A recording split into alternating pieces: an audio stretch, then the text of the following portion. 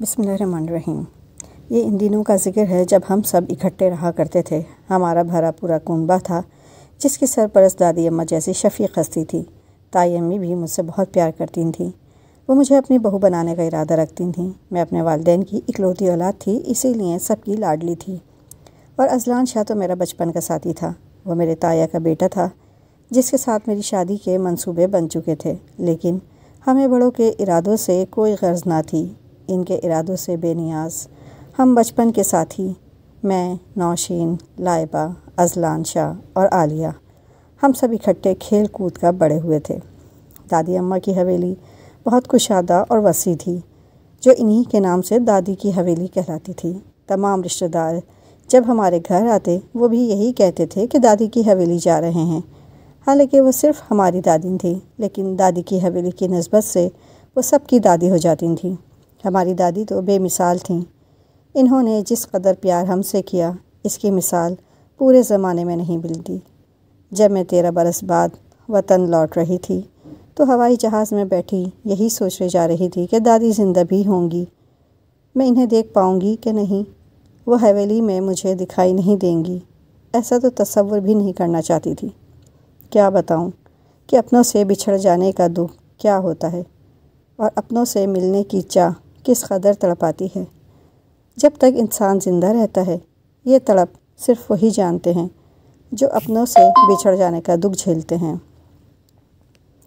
جب میں ایئرپورٹ پر اتری تو حمزہ سے کہا کہ اب مجھے یہاں بالکل نہیں رکنا، لاہور بھی واپسی پر گھوم لینا، ابھی گاڑی ہائر کرو اور پشاور اس ہماری حویلی کی طرف چلو۔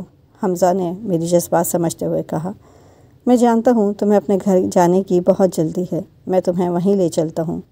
سوچ رہا ہوں تمہارا یہ حال ہے تو تمہیں دیکھ کر تمہارے تایا، تائی اور ان کے بچوں کا کیا حال ہوگا۔ یقیناً وہ خوشی سے رو پڑیں گے۔ اللہ نہ کرے جو میرے اپنے روئیں۔ ایسی باتیں منہ سے مت نکالیے۔ یوں ہی باتیں کرتے کرتے ہم قدیم حویلی کے سامنے پہنچ گئے، جہاں کبھی گیٹ کے ایک دروازے پر دادی کی حویلی کی تختی آویزہ ہوا کرتی تھی۔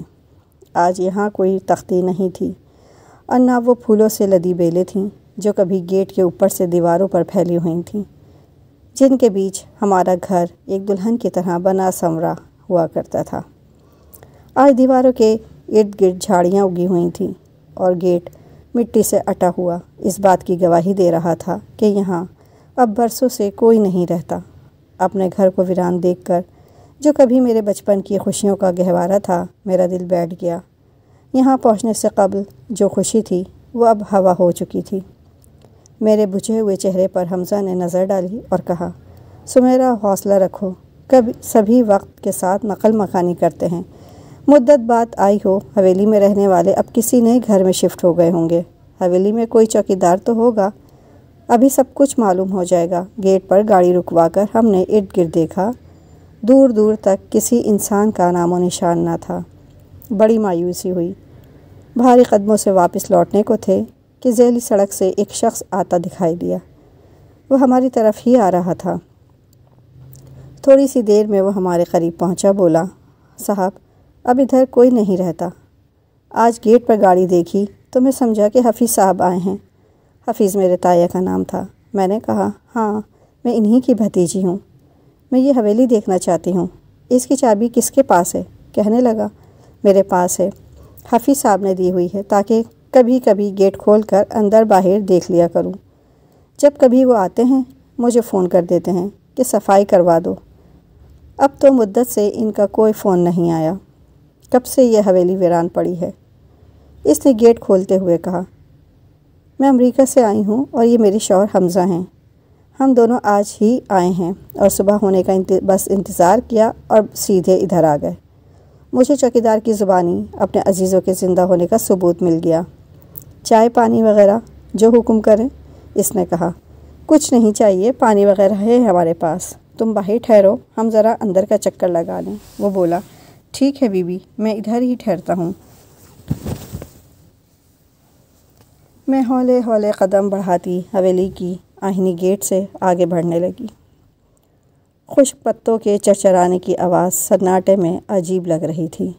اندر داخل ہوتے ہی دل کی اور ہی کیفیت ہو گئی۔ وہ گھر جہاں کبھی رونق ہوتی تھی اور ہم بچے دوڑتے پھرتے تھے، آج یہاں ویرانی کا راج تھا۔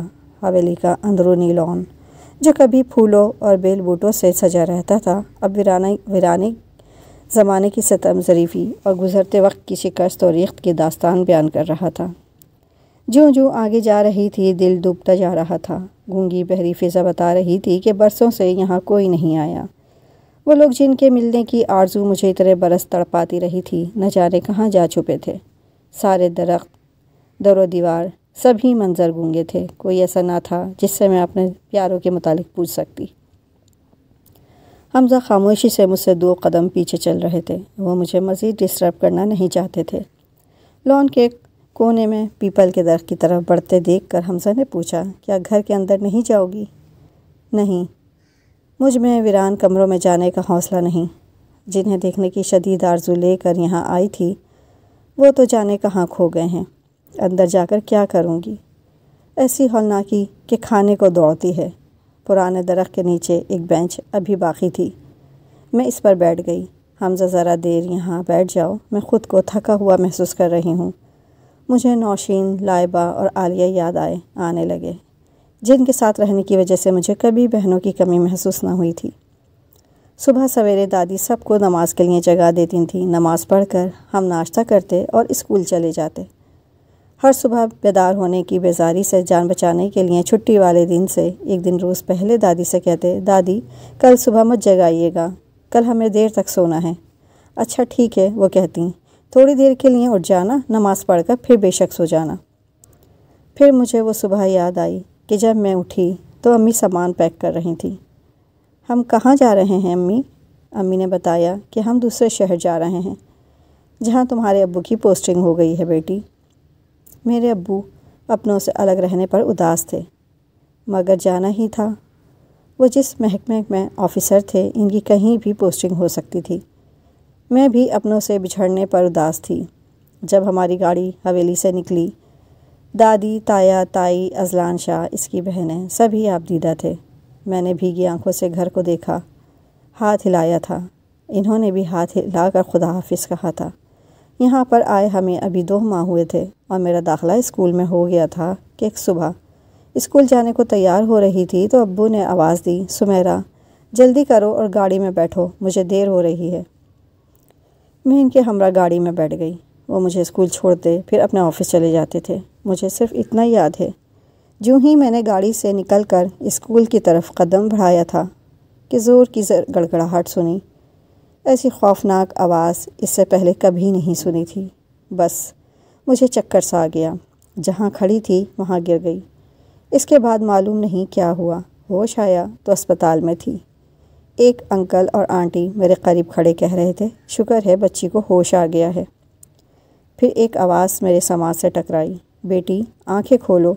میں نے آنکھیں کھول کر ادھر ادھر دیکھا، ہر طرف نامانوس چہرے نظر آئے۔ امی ابو کہیں دکھائی نہ دیے۔ میری نظریں انہیں ڈھونڈنے لگیں۔ تمہارے امی اور ابو گھر پر ہیں، تم ٹھیک ہو جاؤ تو تمہیں لے چلیں گے ان کے پاس۔ میری حالت تسلی بخش ہو گئی تو یہ دونوں مہربان میاں بیوی مجھے اپنے ساتھ لے آئے۔ میں جب اپنے والدین کا پوچھتی، وہ کچھ نہ بتاتے، بس ٹال جاتے۔ سر پر چوٹ لگی تھی، میری یادداشت پر اثر پڑا تھا۔ امی ابو کے سوا کچھ یاد نہ آتا تھا۔ ذہن پر زور دیتی تو سر دکھنے لگتا، کانوں میں وہی خوفناک گڑگڑاہٹ گونجنے لگتی اور میں پریشان ہو جاتی۔ میری ذہنی حالت خراب ہو گئی تھی۔ ڈاکٹروں کو دکھایا، انہوں نے کہا کہ ابھی اس بچی سے کوئی سوال نہ کریں، کچھ مت پوچھیں، رفتہ رفتہ سب کچھ یاد آ جائے گا، بس خود گھر والوں کے بارے میں بتائے گی۔ چند ماہ بعد انکل اور آنٹی مجھے اپنے ساتھ امریکہ لے آئے۔ یہاں پر میرا علاج ہوا، کافی حد تک میں ٹھیک ہو گئی۔ وہ مجھ سے یہ بات چھپانا چاہتے تھے کہ میرے والدین زلزلے میں ہلاک ہو چکے ہیں۔ وہ مجھے مزید دکھ دینا نہیں چاہتے تھے۔ کہتے تھے، بیٹی آپ کو حکومت نے یہاں علاج کے لیے بھجوایا ہے، ضرور ایک دن آپ کو گھر واپس لے چلیں گے، آپ یہاں رہ کر تعلیم حاصل کریں۔ ان لوگوں نے مجھے بہت پیار دیا اور پھر میں نے اپنوں کے پیار کو دل میں دبا دیا۔ سوچا چلو پڑھائی کر لوں۔ یقین تھا کہ یہ اچھے لوگ ہیں جو مجھ سے پیار کرتے ہیں، ضرور ایک دن میرے والدین کے پاس لے جائیں گے۔ جب میں پوری طرح ٹھیک ہو گئی بالآخر میرے انکل اور آنٹی نے طریقے سے سمجھا کر بتایا کہ بیٹی تمہارے والدین زلزلے میں ہلاک ہو گئے ہیں، اب تم وہاں جا کر زیادہ دکھی ہو جاؤ گی، بہتر ہے کہ ہماری بیٹی بن کر ہمارے پاس رہو۔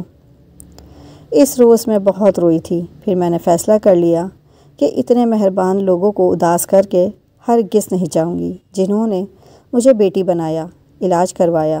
یہ بھی مانسہرہ کے رہنے والے تھے، ان کا امریکہ میں گھر اور کاروبار تھا۔ جن دنوں زلزلہ آیا یہ اپنے رشتہ داروں سے ملنے وہاں آئے ہوئے تھے اور میں انہیں مل گئی۔ یہ بے اولاد تھے، انہوں نے مجھے والدین جیسا پیار دیا، مجھ پر جان چھڑکتے تھے۔ مجھے یہی بتایا گیا کہ میرے سارے لوگ ختم ہو گئے ہیں، لیکن ایسا نہیں تھا۔ دادی کی حویلی پرانے وقتوں کی بنی ہوئی تھی اور بہت مضبوط تھی۔ جہاں یہ رہائش گاہ تھی وہاں زلزلے سے نقصان بھی بہت کم ہوا تھا۔ امی ابو کے سوا باقی سب لوگ سلامت تھے۔ شاید انہوں نے مجھے ڈھونڈا ہوگا یا والدین کی وفات کی تصدیق پر ان کا خیال ہوگا کہ میں بھی زلزلے کی نظر ہو چکی ہوں، خدا جانے۔ لیکن اب میرا ان کے ساتھ کوئی رابطہ نہ تھا، جس کی وجہ یہ تھی کہ دادی کی حویلی سے تایا نقل مکانی کر کے اسلام آباد چلے گئے تھے اور ان کا رابطہ ہمارے ساتھ نہیں ہو پایا تھا۔ امریکہ آئے ہوئے مجھے 12 سال ہو چکے تھے۔ انکل اب کافی بوڑھے ہو گئے تھے، وہ بیمار ہو گئے تو میں اور زیادہ دکھی رہنے لگی، کیونکہ سفید بالوں اور سفید رنگت والا یہ فرشتہ صفت آدمی میرے لیے ابو جیسا ہی تھا، مہربان تھا، جس نے میرا بے حد خیال رکھا تھا، اور آنٹی بھی کچھ کم محبت نہ کرتی تھیں۔ یہ دونوں نہ ہوتے تو شاید میں مر جاتی۔ ان لوگوں نے کبھی اپنے عزیزوں کے بارے میں نہیں بتایا، مجھ سے اب بچھڑنا نہیں چاہتے تھے۔ انہوں نے بعد میں میرے تایا کو بھی ڈھونڈنے کی کوشش کی، ان کے خیال میں سبھی مر چکے تھے۔ انکل جب زیادہ بیمار تھے انہوں نے میری شادی اپنے دوست کے بیٹے حمزہ سے کر دی۔ یہ لوگ اکثر انکل کے گھر آتے تھے۔ حمزہ نے مجھے دیکھا، پسند کیا اور اپنے والدین سے مجھ سے شادی کی خواہش کا اظہار کیا۔ یہ مجھے ایک اچھا جیون ساتھی ملا۔ میری شادی کے 1 سال بعد انکل کی وفات ہو گئی۔ ایک بار پھر مجھے اسی صدمے سے گزرنا پڑا جو والدین کی وفات کی خبر سن کر ہوا تھا۔ ایک دن مجھے اداس دیکھ کر حمزہ نے کہا، میں تمہیں پاکستان لیے چلتا ہوں، وہاں تم اپنے گھر کو دیکھنا اور اپنے رشتہ داروں کے بارے میں معلومات حاصل کرنا، کیا خبر وہ زندہ ہوں۔ اس کی یہ تسلی میرے لیے نئی زندگی کی نوید بن گئی۔ میں نے 6 ماہ اور انتظار کیا۔ بالآخر ہم نے پاکستان کی سرزمین پر قدم رکھ دیا۔ یہاں آنے پر اداس بھی تھی اور خوش بھی کہ چوکیدار نے تایا اور ان کے گھر والوں کا پتہ بتا دیا تھا۔ ہم حویلی سے نکل کر اسلام آباد آئے۔ حمزہ کے رشتہ دار بھی اسی شہر میں رہتے تھے، لیکن وہ پہلے مجھے تایا کے گھر لے آئے۔ جب ہم نے چوکیدار کے دیے نمبر پر فون کیا تو اذلان شاہ نے اٹھایا۔ اس کے لہجے میں خوشی تھی۔ کہا کہ آ جاؤ، ابھی ابو بھی گھر پر ہیں، بس فوراً آ جاؤ جہاں بھی ہو۔ ہم تو سمجھے تھے کہ تم چچا جان اور چچی کے ہمراہ چلی گئی ہو، شکر ہے کہ تم زندہ ہو۔ اس کے الفاظ نے میرے کانوں میں رس گھول دیا۔ جب ہم تایا کے گھر پہنچے تو میں بہت پرجوش تھی، مگر یہ دیکھ کر میری حیرت کی انتہا نہ رہی کہ تایا اور تائی نے بے حد سرد مہری سے میرا استقبال کیا۔ پیاری دادی اس جہان میں نہیں رہی تھیں۔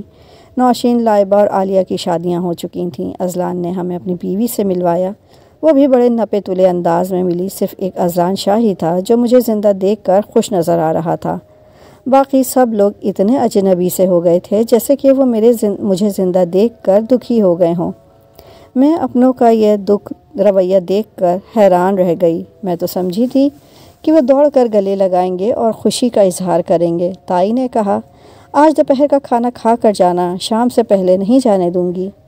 دل نے جھرجھری سی لی، یہ کیا کہہ رہی ہیں؟ ہم تو کچھ دنوں کے لیے یہاں رہنے کے لیے آئے تھے کہ یہ میرے اپنوں کا گھر تھا، میرا میکا تھا۔ امی ابو نہ رہے تو کیا ہوا؟ تایا تائی بھی تو ماں باپ جیسے ہوتے ہیں۔ ابھی میں حیرت سے تائی کو دیکھ رہی تھی کہ تایا نے بیوی کو گھرکا، ارے بھائی، وہ امریکہ سے چند دن کے لیے آئی ہے، انہیں 100 کام ہوں گے، اوروں سے بھی ملنا ہوگا، ہمارے گھر رہنے تھوڑی آئے ہیں۔ احمق ہو تم بھی۔ پھر مجھ سے مخاطب ہوئے، بیٹا اگر جانا ہے تو ہماری طرف سے کوئی روک ٹوک نہیں، جب فراغت ملے پھر آ جانا یا فون کر دینا، جہاں ٹھہرے ہوں گے میں ملنے آ جاؤں گا۔ میرا دل جو اتنے برس سے इन लोगों से मिलने को तड़प रहा था, धड़कना भूल गया। हमज़ा ने कहा, ताया जी आप फ़िक्र ना करें, यहाँ मेरे रिश्तेदार भी हैं, हम वहाँ ठहर जाएंगे।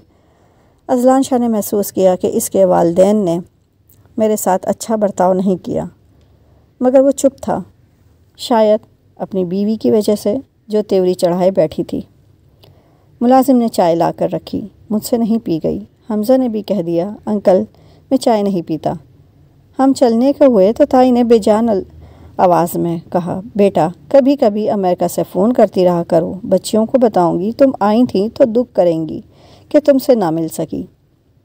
मैं और ज़्यादा हैरत से इनका मुंह देखने लगी कि ये इन्हें अभी फ़ोन करके क्यों नहीं कहती कि आ जाओ, देखो कौन आया है। सुमेरा आई है और वो ज़िंदा है और अमेरिका से मिलने आई है। तो ये थे अपने जिनसे मिलने को मैं रोया करती थी। हमज़ा से शर्मिंदगी महसूस हो रही थी, जिससे कहा करती थी कि दुआ करो मेरे अपने ज़िंदा हों और मुझे मिल जाएं। मैं बहुत दिन इनके पास रहूँगी। हम ताया के घर से निकले तो मुझे अफसरदा देखकर मेरे शौहर ने कहा, रंज मत करो और शुक्र करो कि ये लोग ज़िंदा हैं, ज़लज़ले में नहीं चले गए। तभी मेरे दिल ने कहा, कहाँ ज़िंदा हैं? जब तक इनसे नहीं मिली थी मेरे दिल में ज़िंदा थे, मगर अब ज़िंदा मिल गए तो लगता है कि मेरा दिल भी दादी की हवेली की तरह खाली और वीरान हो गया है। चौकीदार का शाम को फ़ोन आ गया, बोला, बीबी आप गए थे अपने ताया के घर मगर दोबारा नहीं जाना। इन्होंने मुझे बहुत डांटा है कि इनका पता और फ़ोन नंबर आपको क्यों दिया। आपका जायदाद में हिस्सा है ना, इन्हें डर है कि आप अपना हिस्सा लेने आई हैं। मैंने कहा, बाबा इनसे कहना कि इत्मीनान रखें, मुझे अपना हिस्सा नहीं लेना, मैं तो सिर्फ मिलने आई थी। अल्लाह ने मुझे बहुत कुछ दे रखा है, अब दोबारा अपनों से मिलने की आरज़ू कभी नहीं करूँगी। अगर आपको मेरी कहानी पसंद आई हो तो मेरे चैनल को लाइक और सब्सक्राइब ज़रूर कर दीजिएगा। शुक्रिया।